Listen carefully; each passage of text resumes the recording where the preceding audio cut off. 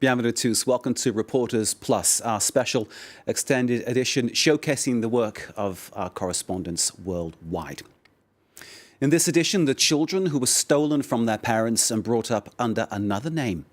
It happened in Argentina during the time of the dictatorship. There were many opponents of the military junta who were kidnapped and killed for raising their voice against the system. These people, some 30,000 or more, are known as the disappeared. Their children weren't killed, but nonetheless, they were victims of Argentina's dirty war. Some 500 babies were taken away and rehomed with families linked to or part of the military. These children were brought up with a different identity.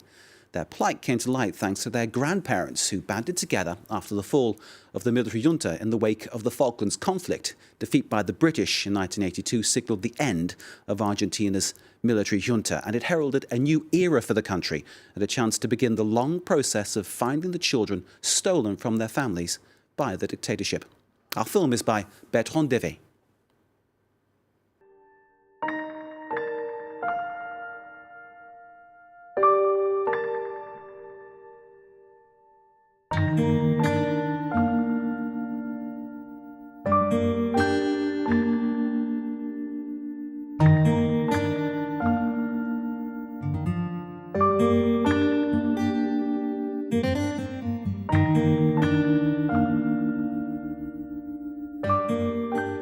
My name is Manuel Gonçalves Granada, but until 1995 I was called Claudio Novoa.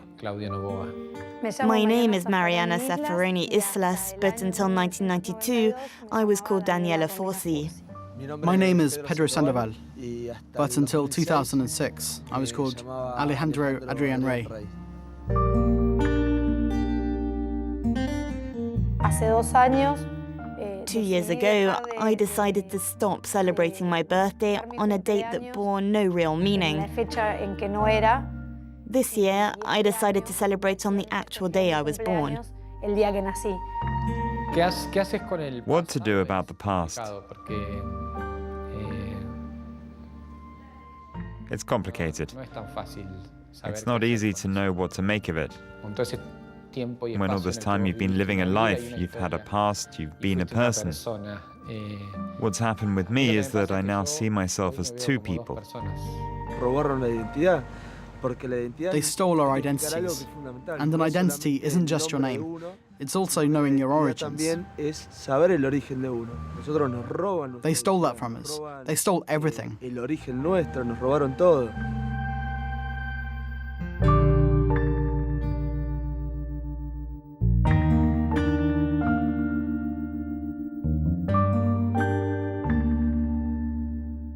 Between 1976 and 1983, during the dictatorship in Argentina, 500 babies were stolen from their parents who were opponents of the regime. At the time, General Videla was leading the military junta. He envisioned a systematic plan of incarceration and elimination of all his left-wing opponents. Their babies, who were born in prison, were spared and reintegrated into the families of soldiers or those close to power under false identities. In 1983, a group of women formed an association to start searching for their grandchildren. They are the grandmothers of the Plaza de Mayo. Through painstaking investigations, witness accounts and DNA testing, 119 of the 500 babies discovered their true identities and their biological families. After an almost schizophrenic shock, they're learning to rebuild their lives and to reconnect with their roots.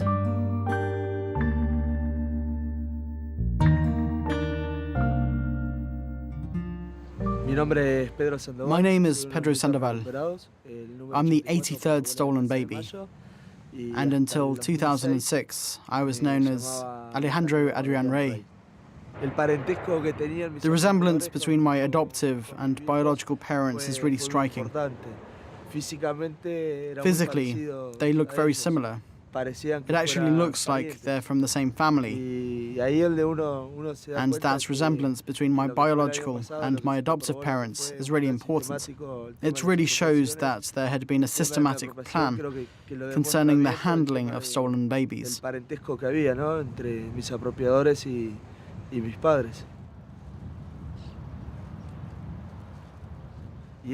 This is the only place that's going to help you find out who your parents really were. and that proves everything that's happened was real. That allows you to get to grips with reality. There are many of us who haven't been able to recover the remains of our parents, which would allow us to gather at their graves and reflect being close to them.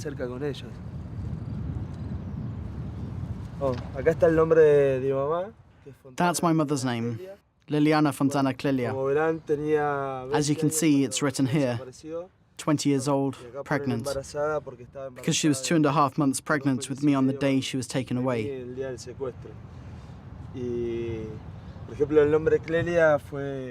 It was very important that the name Clelia appears here, so that she retains some form of identity.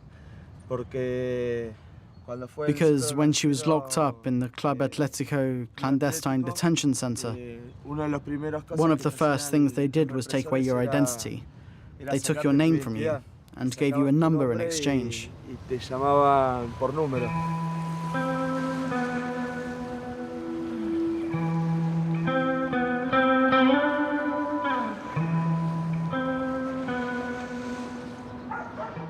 My name is Mariana Zaffaroni Islas, but until 1992, I was called Daniela Forci.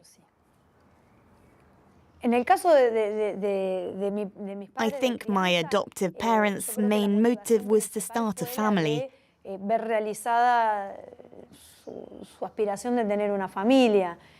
I don't really know if they planned to brainwash me.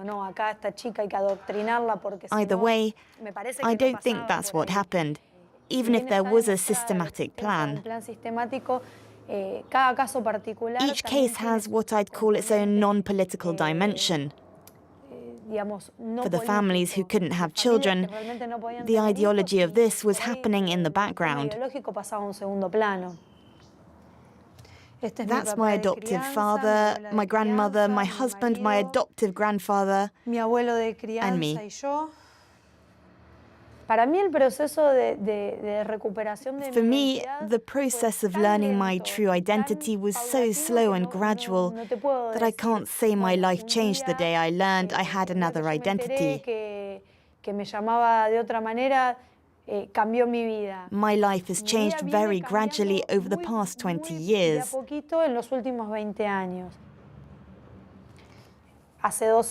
2 years ago, I decided to stop celebrating my birthday on a date that bore no real meaning. This year, I decided to celebrate on the actual day I was born. It took me a bit of time to take the plunge, but 2 years ago, I decided I would no longer celebrate on the 29th of September. I was ready to celebrate on the 22nd of March.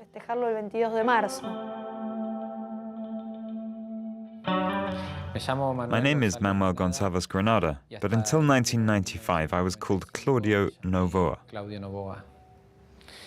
The family that adopted me did so in good faith, unlike the justice system, which just did as it was ordered by the ruling junta. The military couldn't keep us, but for them it was out of the question that we be returned to our biological families and be raised like our parents. So the judge for minors intervened, and instead of looking for my biological family, he changed my name and gave me up for adoption, using another judge in another city as an intermediary that allowed them to change our identities.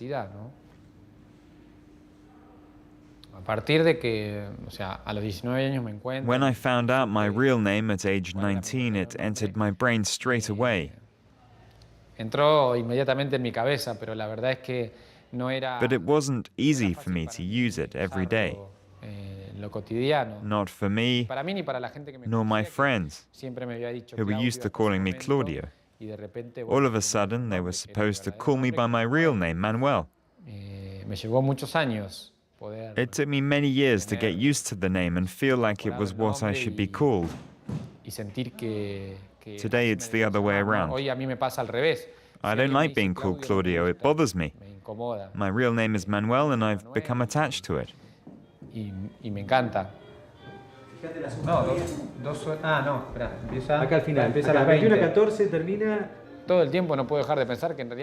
Every day I think about the fact that this should never have happened.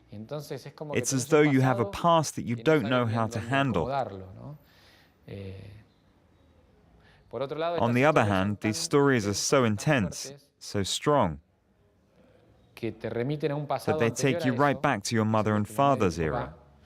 It's like stepping back in time to an episode in which you were you, but that has nothing to do with the past or future. So what can be done? It's very difficult.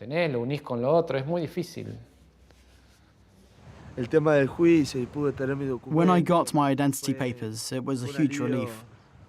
It was the first time that I really felt at peace, because when I was introducing myself, I didn't have to explain who I was. An ID card for most people is just another piece of paper. But for us, the children who've recovered their identities, an identity card is everything. It represents my history and that of my parents. Alejandro was the name given to me by my adoptive parents. And that's what everyone called me for 26 years. So when I got my new papers, I put Alejandro Pedro Sandoval. The idea was to also put two surnames, those of my father and mother, but after giving it some thought, I chose just to take my father's surname.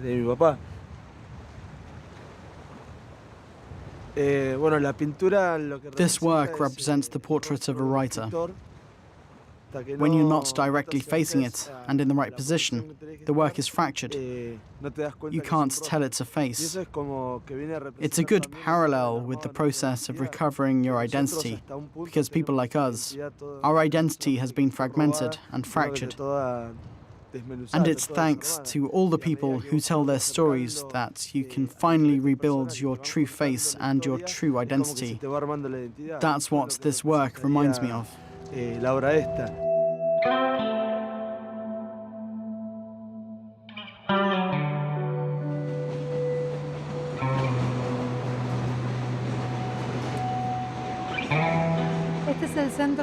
We're at the Orletti Automobiles clandestine detention center. This is where they locked me up with my parents. I stayed here for at least 3 or 4 days. It's here that my adoptive father came to fetch me. My biological parents stayed here until they were transferred by plane to Uruguay. That's when they disappeared.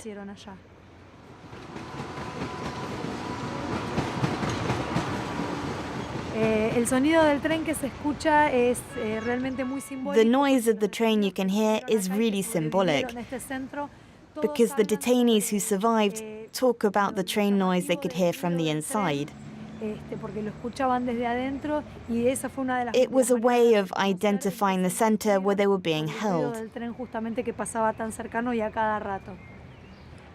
Almost all of the people who were detained with my parents have disappeared. Apart from the woman who testified, all the others have disappeared. It was very important for me to come back here because in a way it allows me to feel close to my parents in the last place we were all together. Even though the conditions were so bad, it was still the last place we were all together. This place is so horrible that I don't come back often. It depresses me. I don't even want to know exactly what happened here.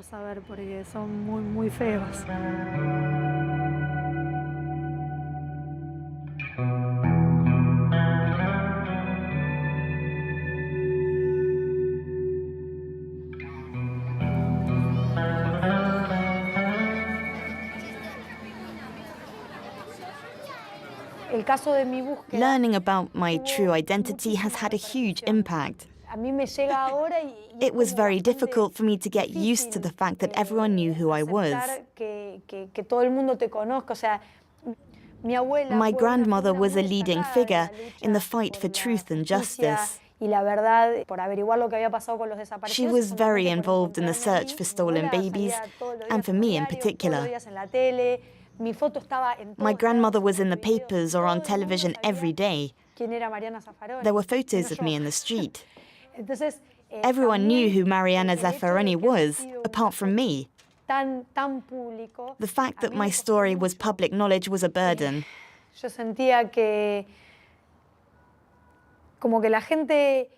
I felt that people expected something from me, but I didn't know if I had the strength to be what they hoped I would be.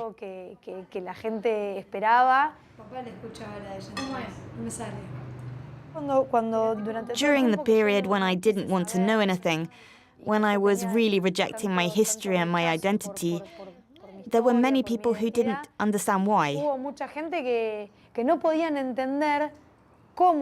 After so many years of searching and fighting, I wanted to have nothing to do with them.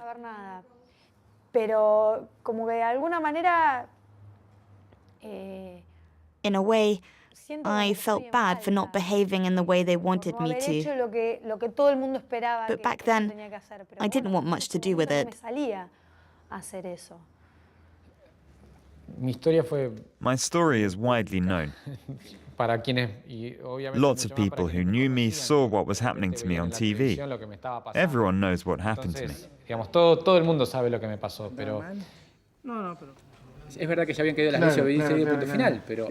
Manuel is an official member of the Grandmothers Association. He's the first of the grandsons to accept this responsibility within our group. We're preparing to hand over our activities to the next generation to ensure that our fight doesn't end until we've found the last of our stolen grandchildren.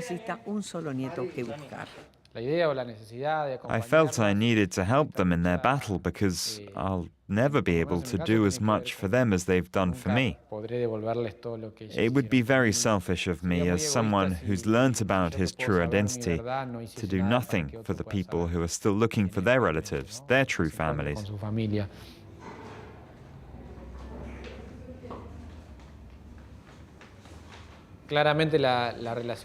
My relationship with the grandmothers is very special. We share a complex and strange history. They feel like my family. It means I have many grandmothers. I'm your favorite grandson, aren't I? I never lie. Look, they've taken down my photo.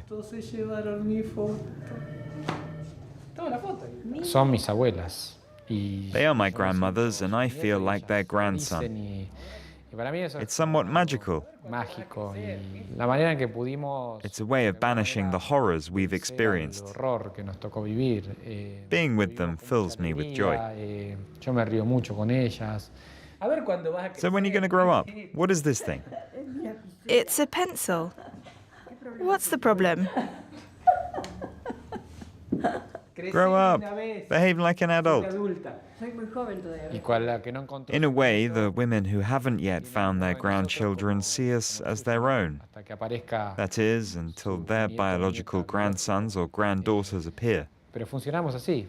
We get along just like grandparents with their grandson. It's a wonderful relationship, and it's a long way from what any of us expected. We were never even meant to meet.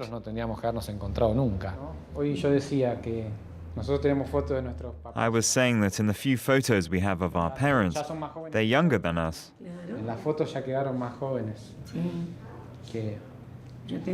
I'm already 10 years older than my father was.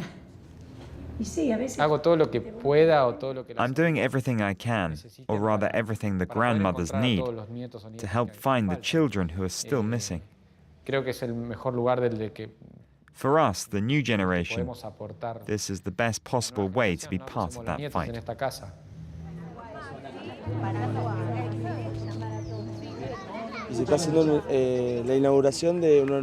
Today we're inaugurating a Peronist headquarters. It's a movement I'm fighting for.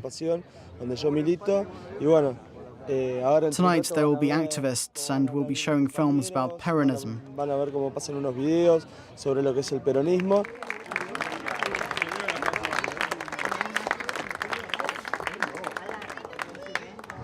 One element of our activism consists of joining forces with campaigners from municipalities all over the country.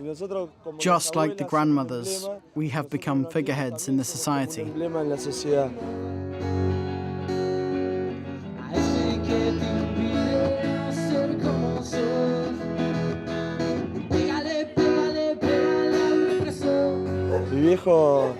Before they disappeared, my parents worked to support political activists.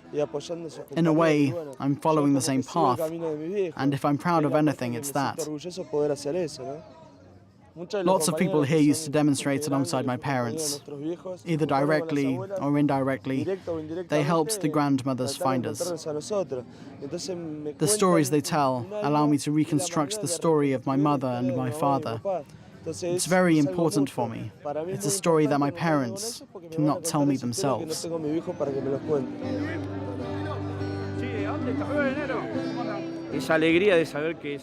It's a great joy to know that they've recovered their identities and that at the same time they want to follow in their parents' footsteps. We never dared to dream that might happen.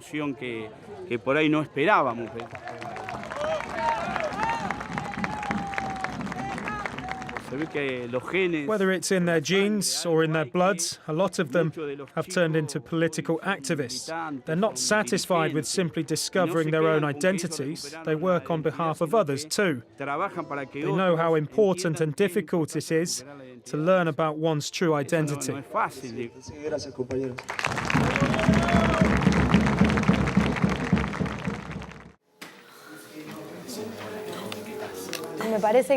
I think all the children who found out their true identities are very different. Some of them pursue activism like their parents because they think it's the right path to follow. But others keep their distance from politics.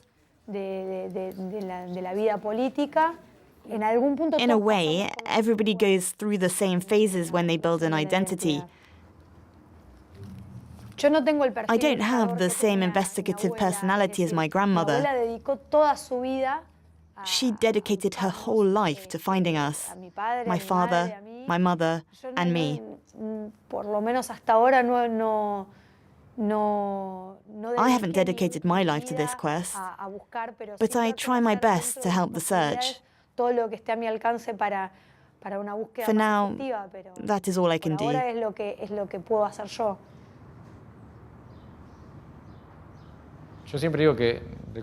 Learning your true identity is not something that happens in a single day. It's the beginning of a process that never ends. Every day I believe that I'm Manuel. If I didn't know I was Manuel, I wouldn't be here. Everything I do is connected to the fact that I now know who I am, because I can choose what I do with my life and my story. Fate has made sure to never let me believe in a single truth, because everything I considered to be absolute truth turned out to bear no relation to what I thought it did. My name, my date of birth, my family, my relationship with this story, everything I considered to be black and white ended up changing in the end. What I can say for certain is that I've never felt hatred towards my adoptive family. And maybe I'll never feel it, or maybe I will. This is a process that never ends, so I have no idea what will happen.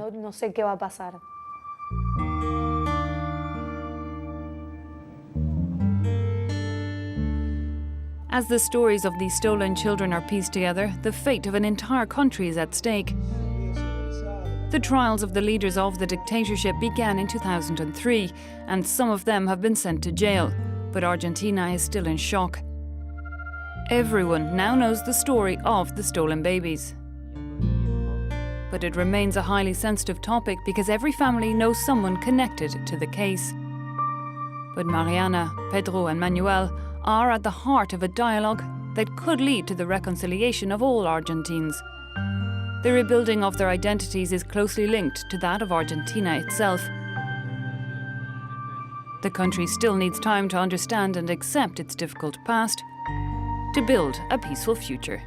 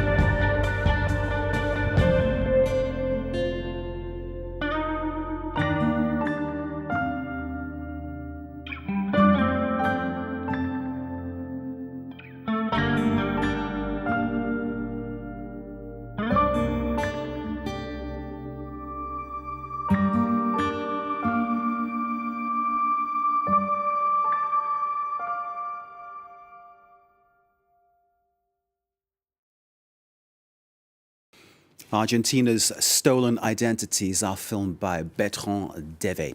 You can see it, of course, again via our website, france24.com. This is Reporters Plus on France 24. Stay with us.